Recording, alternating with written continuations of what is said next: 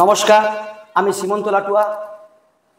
প্রিয় ছাত্রছাত্রীদের জন্য আবারও নিয়ে চলে এলাম শিল্প অধ্যায় থেকে গুরুত্বপূর্ণ একটা প্রশ্ন উত্তর, যেটা আলোচনা করব। মূলত যারা এবছর মাধ্যমিক দেবে বা একাদশ শ্রেণীর সেকেন্ড সেমিস্টারে ছাত্রছাত্রী রয়েছে তাদের জন্য কিন্তু এই ভিডিওটা খুবই গুরুত্বপূর্ণ। কথা না বাড়িয়ে চলে যাই। আর তোমরা যদি আমার এই ইউটিউব চ্যানেলে নতুন হয়ে থাকো তাহলে অবশ্যই সাবস্ক্রাইব করে দেবে এবং অল নোটিফিকেশন বোতামটি অন করে রাখবে, যাতে আমি নতুন নতুন ভিডিও আপলোড করার সাথে সাথে তোমাদের কাছে যাতে চলে আসে ভিডিওটা। আর আজকের যে বিষয়টা আলোচনা করব, আশা করি তোমরা যদি এটা জেনে নাও তাহলে এখান থেকে অবশ্যই মাধ্যমিক বলো একাদশ শ্রেণী বলো তোমরা কিন্তু প্রশ্ন খুব ভালোভাবে পাবে। ঠিক আছে, চলে যাই মূল আলোচ্য বিষয়ে চলে যাই, বেশি আর না বাড়িয়ে। শিল্প গড়ে ওঠার কারণ বা নিয়ন্ত্রক, যেটা দশম শ্রেণী বা মাধ্যমিক 2026 একাদশ শ্রেণী সেকেন্ড সেমিস্টার রয়েছে। এবার আমরা জানি শিল্পটা কি না, শিল্প হচ্ছে এক ধরনের দ্বিতীয় শ্রেণীর অর্থনৈতিক কার্যাবলী। শিল্প হচ্ছে কি না, প্রাথমিক কার্যাবলীতে উৎপন্ন দ্রব্যকে যখন মানুষ তার বুদ্ধি প্রযুক্তির সাথে পরিবর্তন করে তার গুণগত মান বাড়িয়ে দেয় বা মানুষের কাছে আরো গ্রহণযোগ্যতা করে দেয়, যার মাধ্যমেই সেটা হচ্ছে শিল্প। অর্থাৎ শিল্প একটা উদাহরণ দিই, আমরা তুলা চাষ করলাম, তুলা থেকে সুতো তৈরি বা বস্ত্র উৎপাদন এটা কিন্তু যন্ত্র করছে, সেক্ষেত্রে কিন্তু মানুষের বুদ্ধি বা প্রযুক্তি কাজে লাগছে, এটাই হচ্ছে শিল্প। যাই হোক, তোমাদের পরীক্ষায় কি আছে একটা শিল্প গড়ে ওঠার কারণ। এবছর যেমন মাধ্যমিকে খুব ইম্পর্টেন্ট রয়েছে পূর্ব মধ্য ভারতে লৌহ ইস্পাত শিল্প গড়ে ওঠার কারণ, অথবা পশ্চিম ভারতে কার্পাস ব্যান্ড শিল্প গড়ে ওঠার কারণ, কিংবা বর্তমানে ভারতে মোটর গাড়ি নির্মাণ শিল্প গড়ে ওঠার কারণ, অথবা পশ্চিম ভারতের পেট্রো রাসায়নিক শিল্প গড়ে ওঠার কারণ। তোমাদের আজকে আমি এমন একটা টিপস শেখাবো, যে কোনো শিল্প গড়ে ওঠার কারণ আসুক না কেন, তোমরা যদি এই বেসিক পয়েন্টগুলো জানতে পারো তাহলে তোমরা কিন্তু লিখে আসতে পারবে। কোন কোন জায়গায় কি পরিবর্তন হবে সেটা আমি আলোচনা করব। তোমরা কিন্তু শেষ পর্যন্ত ভিডিওটা দেখতে থাকো। যদি না বুঝতে পারো বা কোথাও অসুবিধা হয় তোমরা কমেন্ট বক্সে জানাবে, আমি পরে কিন্তু আবারও আলোচনা করব।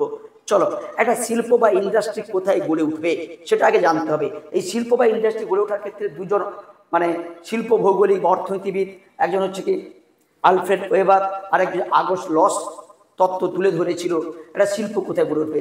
জেনুইনভাবে একটা শিল্প সেখানে গড়ে উঠবে যেখানে কাঁচামাল পাই, অথবা যেখানে বাজার রয়েছে অর্থাৎ বিক্রি করতে পারবো, বা যেখানে এই দুটোর মধ্যবর্তী স্থানে। আমি পয়েন্ট টু পয়েন্ট আলোচনা করি। প্রথম পয়েন্ট হচ্ছে ভৌগোলিক অবস্থান। একটা শিল্প গড়ে ওঠার ক্ষেত্রে ভৌগোলিক অবস্থানের গুরুত্ব খুব গুরুত্বপূর্ণ। ভৌগোলিক অবস্থান মানে অক্ষাংশগতভাবে সেটি মানে নিরক্ষীয় অঞ্চলে রয়েছে, মানে উষ্ণমণ্ডল, না একেবারে হিমমণ্ডল রয়েছে যেখানে সারা বছর তাপমাত্রা 0 ডিগ্রি সেন্টিগ্রেড নিচে থাকে, বরফ জমে থাকে, সেখানে গড়ে উঠবে, না নাতিষ্ণমণ্ডল যেখানে মানে নয় বেশি নয় কম অর্থাৎ মাঝারি উষ্ণতা সেখানে গড়ে উঠবে। সাধারণভাবে নাতিষ্ণমণ্ডলে বা ক্রান্তীয় অঞ্চলে অনুকূল জলবায়ুর জন্য কিন্তু সেখানে কিন্তু শিল্পরা গড়ে ওঠে।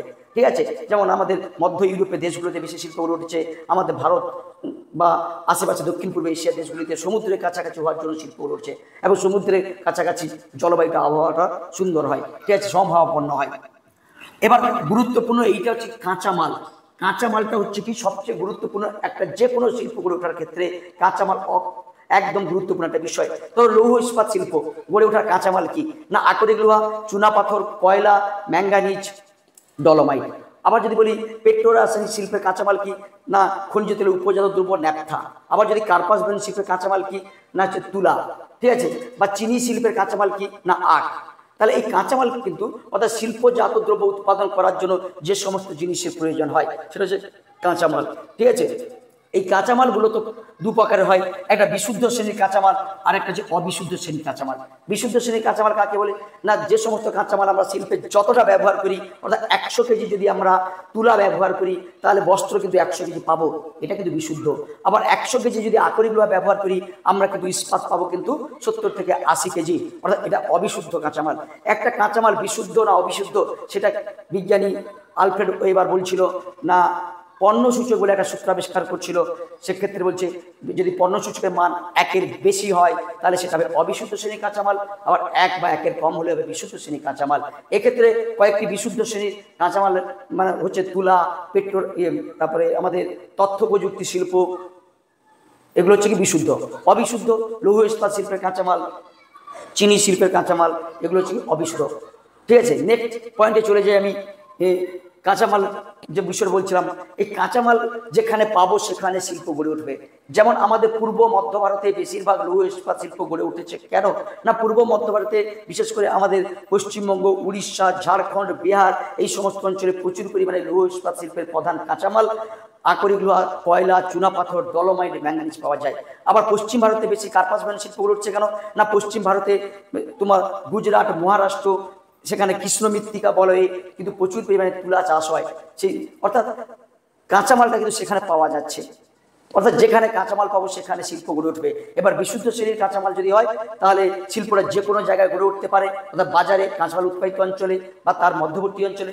কিন্তু অবিশুদ্ধ শ্রেণীর কাঁচামাল হলে সেটা অবশ্যই কাঁচামাল উৎপাদিত অঞ্চলে গড়ে উঠবে। এই সম্পর্কে ডিটেলস আরো জানতে চাইলে আমি পরে আলোচনা করব।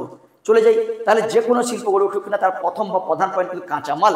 কাঁচামালটা অবশ্যই তোমাদের মনে রাখতে হবে। 2 নম্বর চলে যায় কি আছে না বিদ্যুৎ শক্তি। যে কোনো একটা শিল্পে যন্ত্রপাতি চালাতে গেলেই বিদ্যুতের প্রয়োজন হয়, ঠিক আছে। সেটা জলবিদ্যুৎ কেন্দ্র থেকে আসতে পারে, সেটা তাপ বিদ্যুৎ কেন্দ্র থেকে আসতে পারে, সেটা পারমাণবিক বিদ্যুৎ কেন্দ্র থেকে আসতে পারে। আজকের দিনে আমরা যেখানে দেখি বড় বড় শিল্প গড়ে উঠছে তার আশেপাশে দেখবে কোনো না কোনো বিদ্যুৎ কেন্দ্র রয়েছে। ধরো আমি ধরলাম পশ্চিম ভারতে পেট্রো রাসায়নিক শিল্প বা পশ্চিম ভারতে কার্পাস বয়ন শিল্প গড়ে ওঠার ক্ষেত্রে বিদ্যুৎটা কোথায় আসে না, সেখানে জলবিদ্যুৎ কেন্দ্র উরাই, ঘিরা, ভিপপুরি, ঠিক আছে, উকাই, এই সমস্ত জলবিদ্যুৎ কেন্দ্র রয়েছে। পারমাণবিক বিদ্যুৎ কেন্দ্র মহারাষ্ট্রের তারাপুর, গুজরাটের কাঁকড়াপাড়া, সেখান থেকেও বিদ্যুৎ আসে।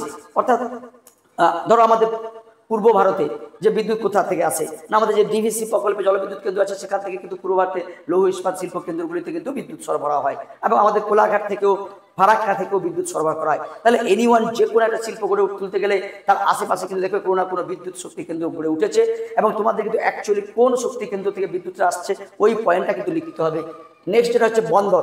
বন্দর কি হয় না, অনেক সময় আমাদের দেশে ওই কাঁচামালটা পাওয়া যায় না শিল্পের প্রয়োজন, তখন কাঁচামালটা বিদেশ থেকে আনতে হয়। বিদেশ থেকে আনতে গেলে কিন্তু আমার বন্দর দরকার। বন্দরের জলপথে আমরা জাহাজের মাধ্যমে আনতে পারি।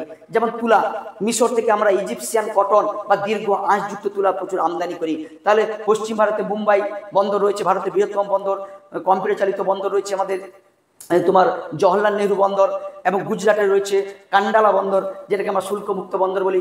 এই বন্দরগুলোর মাধ্যমে আমরা কিন্তু মিশর থেকে জাহাজের মাধ্যমে তুলে আনতে পারি। অর্থাৎ কাঁচামালটা বিদেশ থেকে আনা কিংবা শিল্পজাত দ্রব্য বিদেশে রপ্তানি করা, এর জন্য বন্দরের গুরুত্ব অপরিসীম।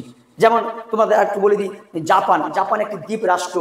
জাপান কাঁচামাল নেই কিন্তু শিল্পে খুব উন্নত হয়েছে, কারণ জাপান দ্বীপ রাষ্ট্র হওয়ার জন্য জাপানের উপকূলবর্তী এলাকায় টোকিও, ইয়োকোহামা অনেক বড় বড় বন্দর গড়ে উঠেছে। তার ফলে বিদেশ থেকে প্রচুর পরিমাণে কাঁচামাল কিন্তু তারা এই বন্দরের মাধ্যমে আনে।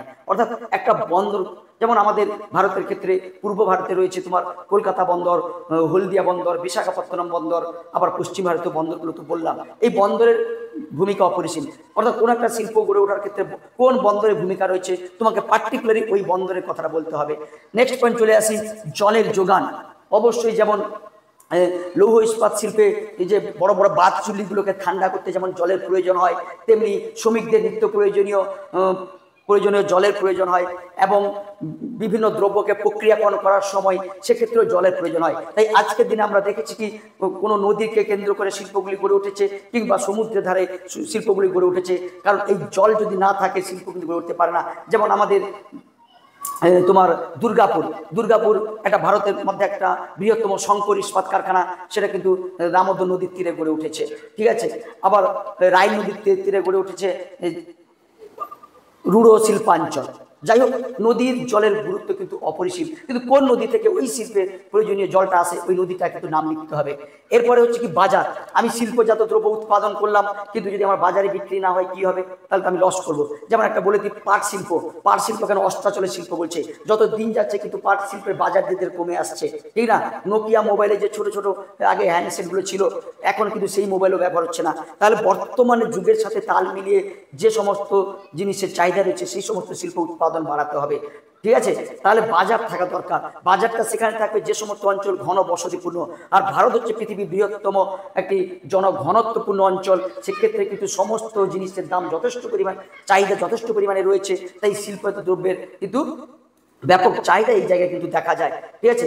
এছাড়া পৃথিবীর যে সমস্ত দেশগুলিতে দেখবে শিল্পে যত উন্নত হয়েছে কিনা সেখানে কিন্তু তোমরা লক্ষ্য করবে সেখানে ঘন বসতিপূর্ণ। এই ঘন বসতিপূর্ণ হলে একদিকে যেমন চাহিদা বাড়বে, তেমনি অপরদিকে শিল্পের প্রয়োজনীয় এই যে শ্রমিকের কিন্তু অভাব হবে না, শ্রমিকের অভাব হবে না।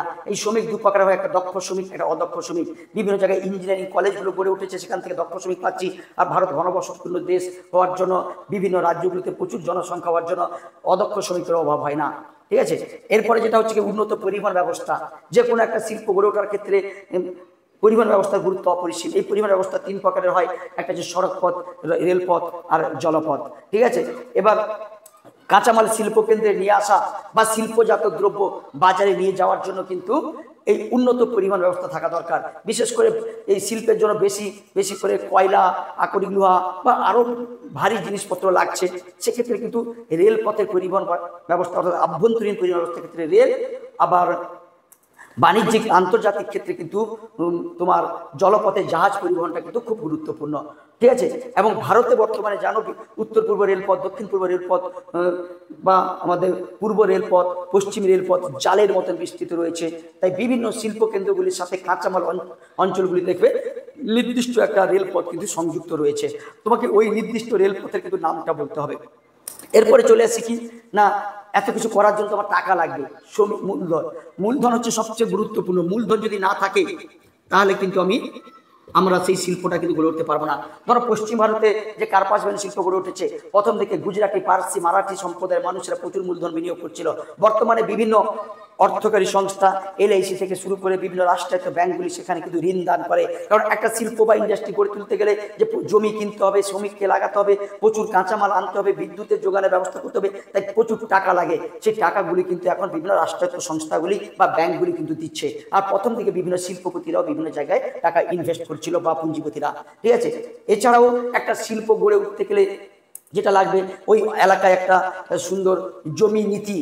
কারণ শিল্পের জন্য যে জমি একটা, তোমরা জানো বর্তমানে আমাদের এই সিঙ্গুরে টাটা কারখানার যে টাটা জমি নিয়েছিল, সেই নিয়ে অনেক বিস্তৃত গন্ডগোল হয়েছিল।